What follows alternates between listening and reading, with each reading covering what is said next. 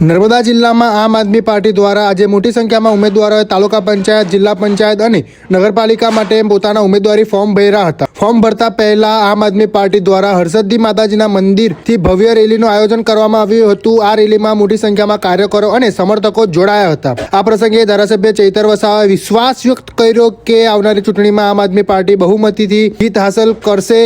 આવો વધુમાં સાંભળીએ ધારાસભ્ય ચૈતરભાઈ વસાવા શું કહે છે। માં હરસદી માતાના દર્શન કરીને આશીર્વાદ લઈને અમે વિજય સંકલ્પ યાત્રા યોજી છે। એમાં અમારા કાર્યકરો, અમારા ઉમેદવારો અને લોકોમાં ભારે ઉત્સાહ અને ઉમંગ જોવા મળ્યો છે।